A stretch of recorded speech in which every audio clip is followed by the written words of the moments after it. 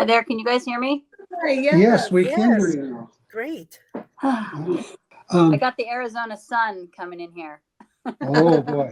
I'd like to have you just share your spiritual experience, or if you consider it a miracle experience.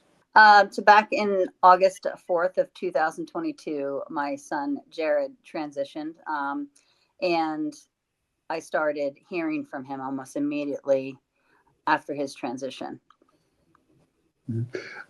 How soon after this did you start hearing him? Within 24 hours, before I knew that he transitioned, I had a dentist appointment and I was just going in for a routine cleaning, and I felt his spirit come in and swirl around the dental chair. And I just kind of thought, because Jared's had some past medical history and things like that, I always thought, oh, I'm just thinking about Jared, because I always thought as a mom, well, if Jared can do this, I can do it. And so I was kind of just panicking a little bit in the dental chair, and he came.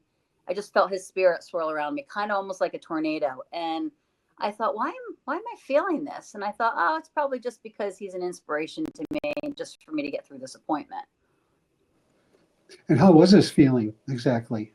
I felt like it just felt like his presence. And I remember thinking, he's not here, he's at his house and he's an hour away. And I just felt this incredible love and this peace. And it just felt like, almost like when if have you ever had that feeling where like you feel like somebody's coming up behind you and you like turn around and look and you know that somebody's there? That's how it was. But I knew it was him, just because of the feeling I was getting, as a mother and a son, that connection. Does he communicate with you at all? Talks with you?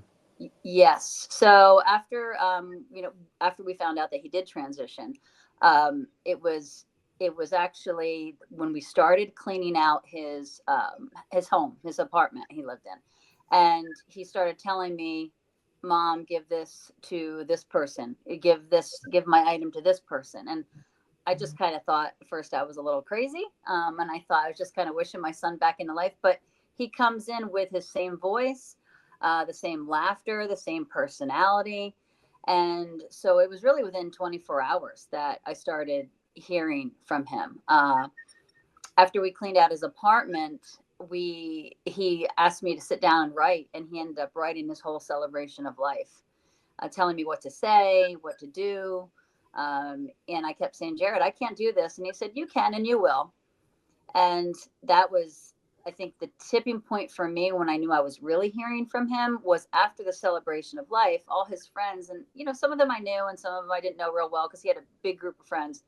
They all said, Lisa, how did you know that? Like, how did you know to say that? That was meant for me. Or, he told me to talk about his cat that had feline leukemia and some different things. And one of the friends came up to me and said, my cat has feline leukemia. And we used to talk about that. How did you know? And I'm like, I didn't know. I said, it was Jared. And they're like, oh my gosh, he really is talking to you. That's when the journey really began, where I thanked him and started validating the fact that I knew. When somebody else told me, how did you know that? And I had no other reason except for to say that Jared told me. How did this whole thing make you feel? This experience. I mean, have you ever had any type of experience like this before? A little bit, but not on this level. When my mom passed away, she had sent me signs and different things. And Jared and I were always spiritually connected. We had that bond. Like I said, he had some medical issues growing up, and so we were always together for appointments and things like that. But the feeling, I mean, it gave me a sense of peace, but also like just an overwhelming feeling of love. I mean, don't get me wrong, I miss him still every day. It's not the same as having somebody right next to you, but I'm not the only one. Our other family members will say, I feel like he's still here. And, and the truth be told, that's because our loved ones are, energy never dies. Your son died, and you mentioned to me before when we talked about you being in a dental chair and you had the swirl, and that you left your body out of body experience. Did we talk, or maybe it was somebody else? I'm not remembering. No, I didn't have no, in the dental chair. I didn't have an out of body experience. I just he was very spiritual and he meditated all the time, and so he has told me that he had left his body in the past when was very sick and things like that. So you might have been thinking about that, but as far as the dental chair, for me it was just this overwhelming sense of peace that he was still there, and like I said again, I kind of thought, well, this is just me, just like putting strength in my mind, that, oh, I'm going to be okay because Jared has endured so much. So, And so then I realized, after I found out that he passed, I thought, oh my gosh, I believed that time is when he was transitioning. Like, I believe that's when he was leaving his body and he was saying, Mom, I'm okay, and kind of saying goodbye. so in other words, what you're saying is that you had a message sort of from him when he passed. Right. Hmm. Okay. And the message was uh, that everything is going to be okay.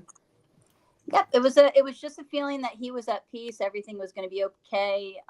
After I realized that he was talking to me, and we had the celebration of life. I was standing in the kitchen one day, and he took me in through this experience of what it would have been like if he would have survived. He showed me him hooked up to a respirator, and me having to make the decision to take him off the respirator. Because of course, as a parent, you had some blame, and I wondered, oh, did he suffer? Was he alone? All these things. But from what I understand, he had a pretty peaceful transition, and it was very unexpected. So, Do you ever have a vision of him? oh yeah, oh yeah. So I'll be actually, it just happened yesterday. I was in the kitchen and I felt him come in, and when Jared does, and I heard him say, "Love you, Mom," and I said, "Hey, Jared, you here?" And I could feel his beard just touch the side of my cheek. And very often, I'll feel him come up behind me and hug me. Um, I have so many different times that he comes in. Sometimes in the middle of the night, but usually I probably hear from him almost every day. Oh, um,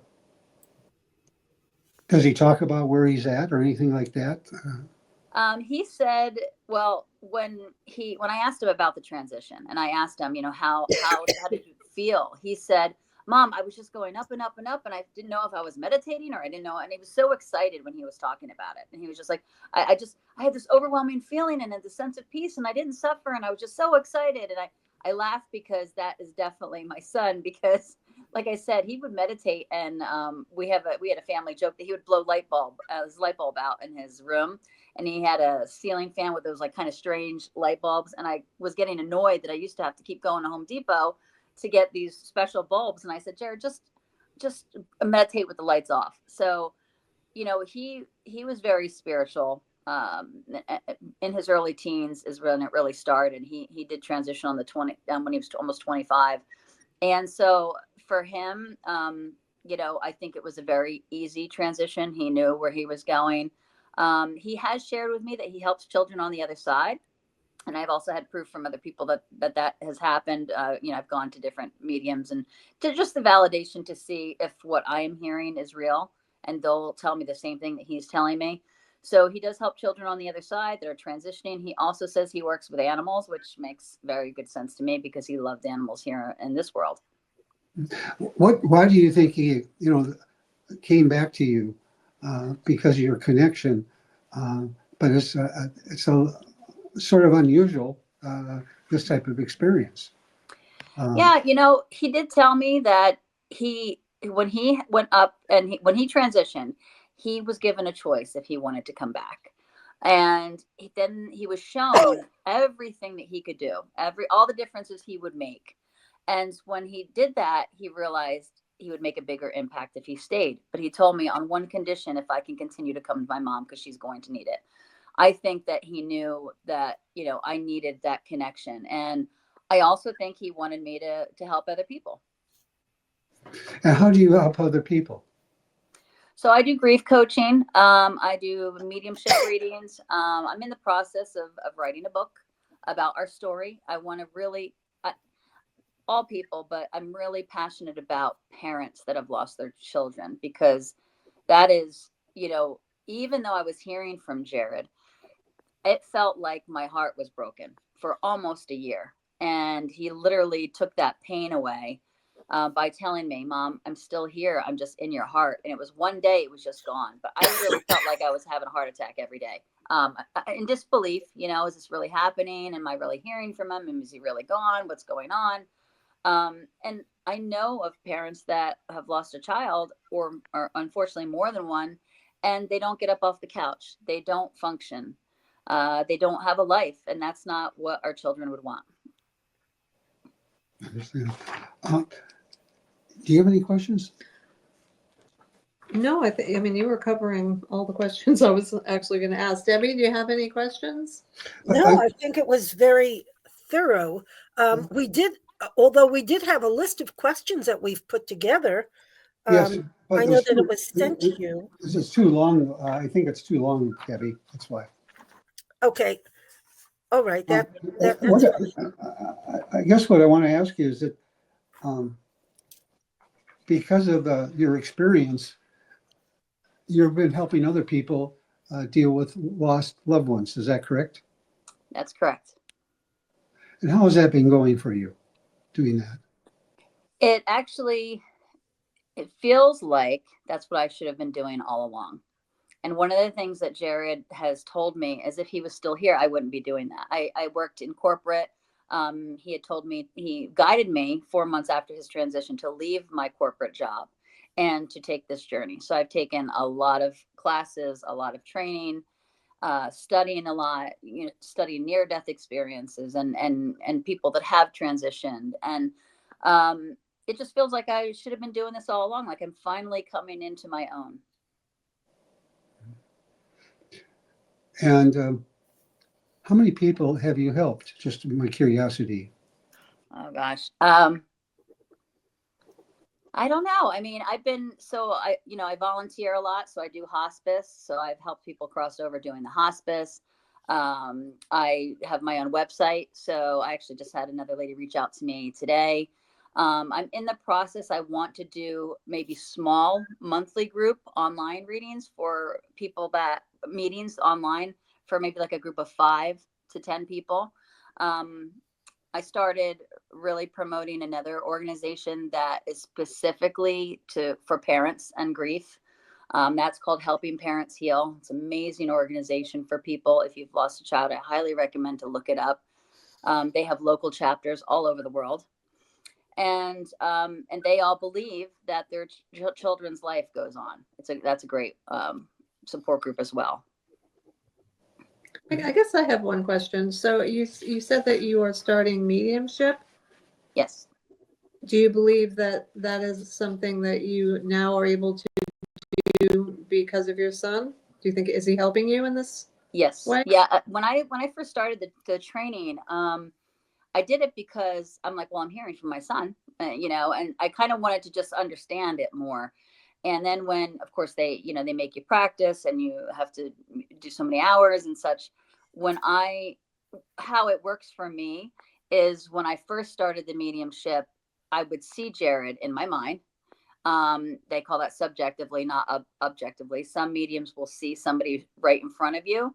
A lot of times I'll see auras, but I usually see them in my mind. So that's the subjectively. And so I'll just give you one example. So when I was doing a reading and I could see Jared, he literally pushes the people forward, like this one, Mom. And I was doing a reading for one of my classmates, and it happened to be a little boy that she was a nurse and she took care of. And I kept seeing these red Converse sneakers. And I was like, I'm not going to say that. That's so random. And I kept hearing, say what you get. And it ended up being that this little boy was known for those red Converse sneakers so much that it was a part of the funeral for him. So, that is something that I've learned with Jared is the ultimate trust. Just say what comes through.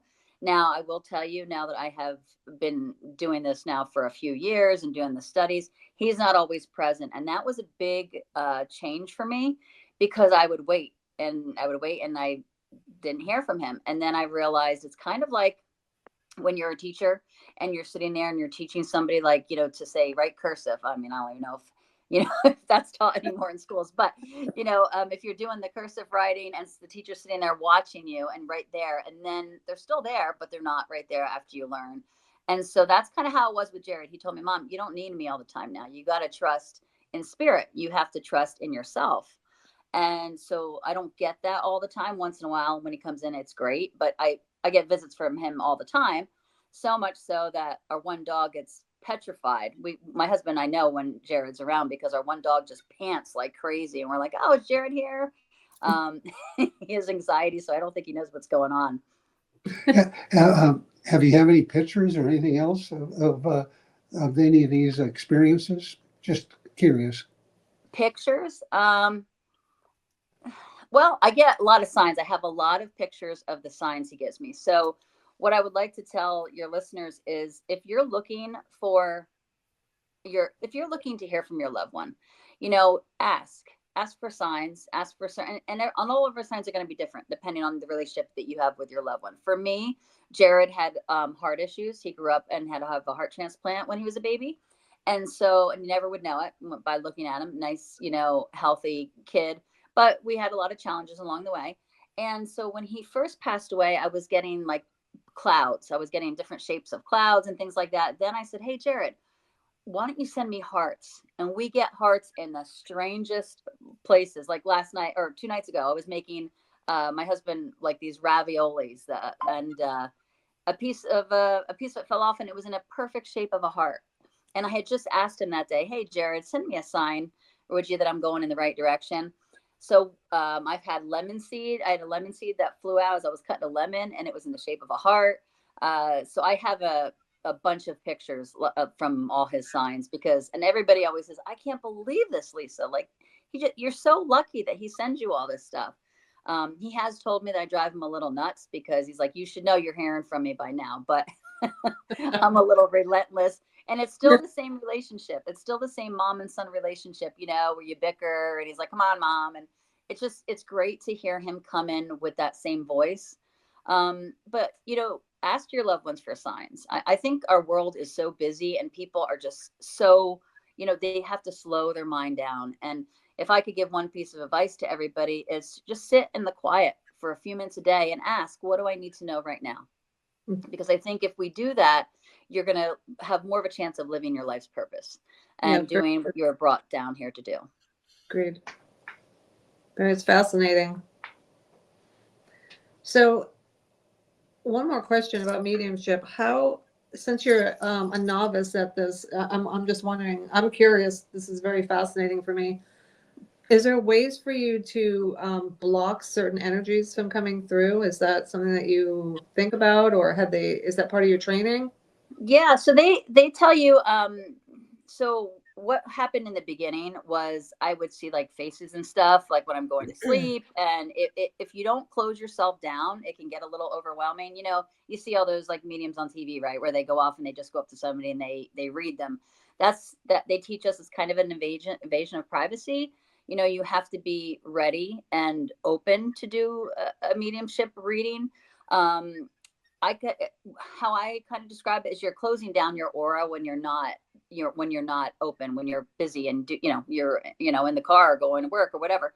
And then you kind of just open up yourself and your aura to receive. And I often say that, okay, I'm ready to receive. I'm not worried about bad energies. In the very beginning, it was about 6 months after Jared passed, and I was outside and I heard, just out of the blue, I was outside of my front porch. I heard like these noises, like people talking, like I was in a bus station. And I heard Jared say, not now. And I was like, oh, he's preparing me to speak with other people, to help other people.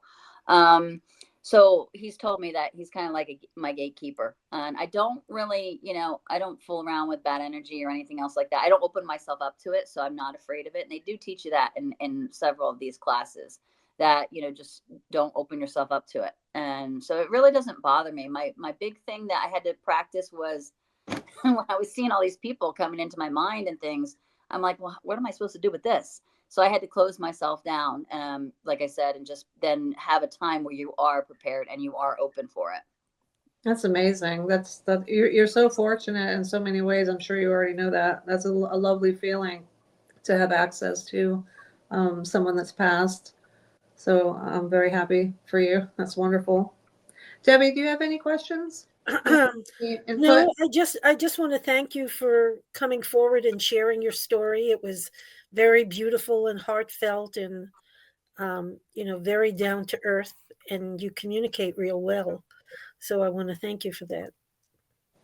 Well, thank you guys. I appreciate you having me here. And like I said, anything, just to just give people hope that there is no end. Absolutely. Miracles happen every day. Yep.